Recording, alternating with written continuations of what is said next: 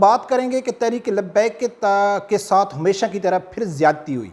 आजकल social media का दौर है, हर आदमी को मालूम है किसकी कितनी पॉपुलैरिटी है और किसको जिताया जा रहा है और किसको पीछे किया जा रहा है, ये सब लोग जानते हैं। इंशाअल्लाह मेरे रब्बे परवरदिगार को मंजूर होगा तो इसका हिसाब सबको चुकाना पड़ेगा, सबको चुकाना। बिस्मिल्लाहिर्रहमानिर्रहीम। अस्सलाम वालेकुम नाज़रीन, कंटोनमेंट बोर्ड के इलेक्शन हो गए, रिज़ल्ट भी आ गया। कौन जीता, किसको जिताया गया था, किसने जीतना था, इसके ऊपर हमको बात करने की ज़रूरत ही नहीं है, ये हमारा मकसद ही नहीं है। हम तो बात करेंगे कि तहरीक लब्बैक के साथ हमेशा की तरह फिर ज़्यादती हुई। उसको तो पहली बात है कि एक सीट दी गई, वो भी वापस ली गई। लाहौर से 5 नंबर वार्ड से जो खावर हुसैन है, वो उसको पहले ऐलान किया गया कि वो जीत गया है, लेकिन बाद में फिर उसका रिज़ल्ट चेंज कर दिया गया है। इसके ऊपर हमको बात करनी है। इससे बात करने से पहले हम लोगों को ये समझना था कि ये कौन से इलेक्शन थे। ये थे कैंट एरिया के इलेक्शन थे, फौजी छावनियों में जो इलेक्शन हुए ये इलेक्शन थे। तो ये तहरीक लब्बैक के साथ पहली बार ऐसा नहीं हुआ है। सबसे पहले तो इसी से रिलेटेड हमारा जो वज़ीर दफ़ा है परवेज़ खटक साहब, वो कैसे जीते थे, उसको कैसे जिताया गया था, वो मैं आप लोगों को वीडियो दिखाता हूँ। फिर उसके आगे बात करते हैं कि ये गवर्नमेंट और एस्टेब्लिशमेंट तहरीक लब्बैक का जो चेहरा आवाम को दिखाना चाहते हैं, जो आवाम के सामने ऐसा मॉडल दिखाना चाहते हैं कि तहरीक लब्बैक ऐसी है, इसकी तो कोई पॉपुलैरिटी भी नहीं है, इसको तो कोई जानता भी नहीं है, इसको तो कोई वोट भी नहीं देता है, लोग इनके नज़रिए से इत्तफाक नहीं कर रहे, लोग इनसे दूर जा रहे हैं, जो आवाम को ये दिखाना चाहते हैं, तो ये खुद फंस रहे हैं।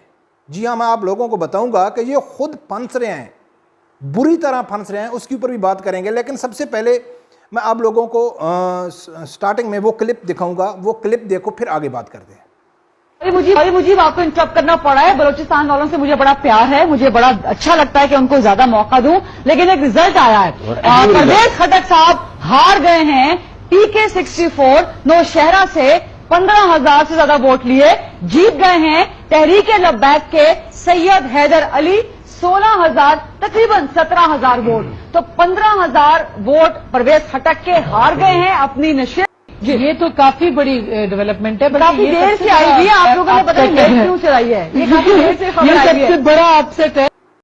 जी हाँ नाजरीन, आप लोगों ने देखा है कि ये नौशहरा का 2018 का जनरल इलेक्शन का रिजल्ट है। जिस टाइम तहरीक लब्बैक कालादम भी नहीं थी, जिस टाइम इसने कोई धरने भी नहीं दिए थे, ना इसने फ्रांसीसी सफ़ीर के ख़िलाफ़ धरना दिया था, ना इसने आसिया मौलूना के ख़िलाफ़ धरना दिया था, ना इसने किसी और ख़त्म नबूवत के हवाले से इस मौजूदा हुकूमत में जो इसके ख़िलाफ़ पाबंदियाँ हुई हैं, जो मौजूदा हुकूमत में इसके ऊपर कहर ढाए गए हैं, तो उस टाइम ये हुकूमत भी नहीं थी, वो जनरल इलेक्शन थे। उस टाइम भी तहरीक लब्बैक के साथ कैसा सलूक किया गया, ना किसी TV चैनल में उसकी कंपेन दिखाई गई, न जलसे जुलूस दिखाया गया, न रिजल्ट दिखाया गया। इसी तरह हिक्कर दुक्कर कभी कभी कोई रिजल्ट दिखाया गया। तो ये उस टाइम तो इसके ऊपर कोई केली की रेडी इन लोगों ने नहीं लूटी थी। उस टाइम तो इन लोगों ने किसी रक्षे को नहीं जलाया था। उस टाइम तो इन लोगों ने किसी रोड को ब्लॉक नहीं किया था। अभी तो चलो आप लोगों के पास एक जवाज़ है, बेबुनियाद जवाज़ है कि इन्होंने जी आसिया मौलूना का टाइम पे केली की रेडी के ऊपर इन्होंने धावा बोल दिया था, बहुत बड़ा जुर्म कर दिया था।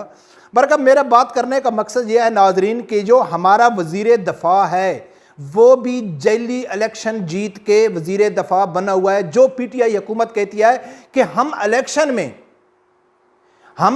में इस्लाह चाहते हैं, हम फ्री एंड फेयर इलेक्शन के हक में हैं, तो सबसे पहले तो अपने वज़ीर दफ़ा को बाहर निकालो, फिर बात करना। तो नाजरीन, ये तो उस टाइम से तहरीक लब्बैक के साथ ज़्यादती हो रही है। आज जो ज़्यादती हो रही है तो इसके ऊपर हैरान होने की ज़रूरत नहीं है। नाज़रीन, आज बात करते हैं कि ये हुकूमत ने ऐसा क्यों किया। नाज़रीन, सब लोगों को मालूम है कि आजकल सोशल मीडिया का दौर है।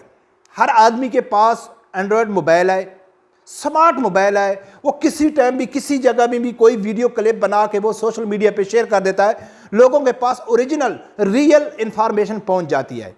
तहरीक ज़िमनी इलेक्शन हो या कश्मीर का इलेक्शन हो या अभी ये जो यानी कि कंटोनमेंट इलेक्शन हुए हैं, इसमें सब लोगों को मालूम है कि तहरीक लब्बैक के लोगों में कितना जोश और जज्बा था। इन लोगों ने कितना बढ़ चढ़ के, बावजूद इसके कि इनकी आला क़यादत जेल में आए, इनका लीडर जेल में है, इनकी जो मेन शोरा के जो मेंबर हैं वो सब जेल में हैं, इनके बड़े बड़े कायदीन सब जेल में हैं। इनके पास कोई मुनज़्ज़म तरीके से कोई यानी कि कैंपेन चलाने की या टिकट तकसीम करने की कोई चीज़ भी नहीं है। उसके बावजूद भी चाहे कश्मीर के इलेक्शन हैं, चाहे अभी जो इलेक्शन हुए हैं, चाहे ज़िमनी इलेक्शन है, इन्होंने बढ़ चढ़ के हिस्सा लिया। इनके सोशल मीडिया में इनके कैंपेन दिखाई गई, जोश और जज्बा दिखाया गया, लेकिन नहीं दिखाया गया तो मीडिया रिपोर्ट में नहीं दिखाया गया कि यार इन लोगों को, बल्कि इसके बावजूद कि इनके जो जितने भी पोलिंग स्टेशन थे सब के ऊपर इन लोगों को पुलिस ने धावा बोल दिया, उनके पास लड़ाई झगड़े की गई, सब लोगों ने यानी कि इनके खिलाफ हर तरह की कोशिश करने की कोशिश की। उसके बावजूद ये तहरीक लब्बैक का हर जगह में 80 कैंडिडेट खड़ा करना ये कोई मामूली कामयाबी नहीं है। और मज़े की बात यह है कि ये गवर्नमेंट क्या कर रही है कि ये अवाम को बता रही है, क्योंकि इन्होंने कालादम डिक्लेयर किया हुआ है, ना तो किसी सुप्रीम कोर्ट का आर्डर है, ना इलेक्शन कमीशन की तरफ से हुआ, ना मीडिया को किसी अदारे की तरफ से ये नोटिस भेज गया कि आप इसको कालादम लिखा जाए और बोला जाए। ये सिर्फ इस हुकूमत की बददियानती है जो मीडिया दिखा रहा है। नाज़रीन, सबसे पहली बात यह है कि भाई आप लोग क्या बताना चाहते हो, ये धांधली करके, ये बददियानती करके और दावा आप करते हो कि हम फ्री एंड फेयर इलेक्शन के हक में हैं। क्या अवाम को बताना चाहते हो कि भाई तहरीक लब्बैक की पॉपुलैरिटी नहीं है, तहरीक लब्बैक को पूछता कोई नहीं है, तहरीक लब्बैक को वोट भी कोई नहीं देता है। ये ऐसे बड़े बड़े दावे करते हैं तो हमने इसको कालादम करार दिया ताकि लोग ये समझे कि यार ये तो इसकी तो कोई वैल्यू भी नहीं है। कालादम करार होने की वजह से लोग इसको छोड़ के चले गए, जब शुरू से इसकी कोई वैल्यू भी नहीं है। ये अवाम को दिखाना चाहते हैं पाकिस्तान की एस्टेब्लिशमेंट और पाकिस्तान की हुकूमत और पाकिस्तान के सब अदारे बमाए मीडिया के, ये अवाम के सामने ये दिखाना चाहते हैं। लेकिन आजकल सोशल मीडिया का दौर है, हर आदमी को मालूम है किसकी कितनी पॉपुलैरिटी है और किसको जिताया जा रहा है और किसको पीछे किया जा रहा है, ये सब लोग जानता है। और इसका जो बददियानती और धोखाधड़ी और जो ज्यादती हो रही है तहरीक लब्बैक का, इंशाल्लाह मेरे रब्बे परवरदिगार को मंजूर होगा तो इसका हिसाब सबको चुकाना पड़ेगा, सबको चुकाना पड़ेगा। तो नाजरीन, अगर वाकया ही हम मान जाते हैं कि इस कंटोनमेंट बोर्ड में तहरीक लब्बैक को किसी ने वोट नहीं दिया, भाई उसका कोई कैंडिडेट नहीं जीता, चलो वो भी झूठा था जी, यानी कि गलती से ऐलान हो गया, असल में वो दूसरा जीत गया, हम मान जाते हैं, एक मिनट के लिए हम मान जाते हैं कि भाई इसमें तहरीक लब्बैक की कोई पॉपुलैरिटी नहीं थी। ठीक है जी, जो ज़िमनी इलेक्शन में हुआ था यानी कि मीडिया में नहीं दिखाया गया था, उनके साथ फिर धांधली हुई, उनको पीछे किया गया, जहाँ जहाँ वो दूसरे और तीसरे नंबर पर आई। वो जो इसका पीपल पार्टी का अशरफ गनी है, वो उसका खुद स्टेटमेंट मौजूद है कि एक टाइम ऐसा था कि नून लीग तो हमारे आसपास पीटी नहीं थी, पहले नंबर पे तहरीक लब्बैक जा रही थी। ये सब मीडिया में मौजूद है। तो ज़िमनी इलेक्शन में भी हम मान जाते हैं कि तहरीक लब्बैक को भाई किसी ने अहमियत नहीं दी, मान जाते हैं भाई, ठीक है, आप लोग बोलते हैं। कश्मीर में भी इन लोगों को, तो फिर आप इसको कालादम क्यों करार दे रहे हो? आप फ्रंट फुट पे आके मीडिया के अवाम की तनकीद क्यों बन रही है? ये हुकूमत छोड़ देना, इनको पॉपुलैरिटी तो है नहीं, वोट तो इनको देता कोई नहीं है, कोई इनके साथ है नहीं, तो फिर आप नाजायज़ एक केले के रेडी को लूटने के जुर्म में आपने इतनी बड़ी, जो शेख रशीद का स्टेटमेंट है, कितने वजीरों का स्टेटमेंट है, मीडिया का स्टेटमेंट है कि 2018 के इलेक्शन में पूरे पाकिस्तान में चौथे नंबर पे और पंजाब में तीसरे नंबर पे सबसे बड़ी जमात है, और जनरल इलेक्शन में 23 लाख वोट लेने वाली को एक भी कौमी असम्बली में सीट नहीं मिल रही है, और जिनके 10-10 लाख 7-7 लाख थे उनको 4-4 सीटें मिल गई। अभी देख लो कि अभी तहरीक लब्बैक को कोई सीट नहीं मिली है, लेकिन उन सियासी जमातों को 2-2, 3-3 सीटें मिल गई हैं जिनकी पार्टी का नाम भी कोई नहीं जानता है। अवामी पार्टी हो गई, जमात इस्लामी हो गई, जो जिला लेवल तक मादूद होकर रह गई हैं, उनको सीटें मिल रही हैं। लेकिन जिसको मीडिया ने डिक्लेयर किया, जिसको हुकूमती नुमाइंदे ने डिक्लेयर किया कि यह पाकिस्तान की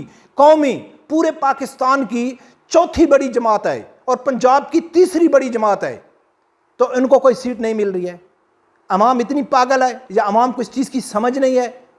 लेकिन अल्लाह की लाठी बेआवाज़ है। नाजरीन, इसमें कोई मायूसी की बात नहीं है, कोई इसमें मुझे कोई इसमें अजीब बात भी नहीं लगी। ऐसा ही होना था, शुरू से भी ऐसा जमात के साथ हो रहा है।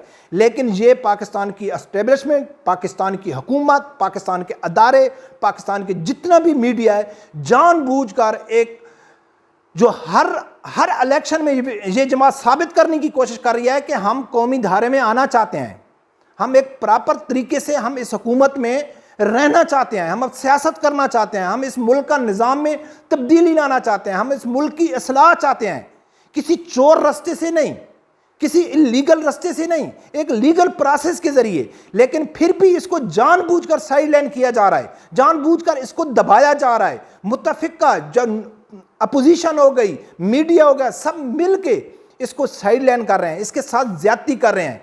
और इसका जो हिसाब है ना, वो सबको चुकाना पड़ेगा।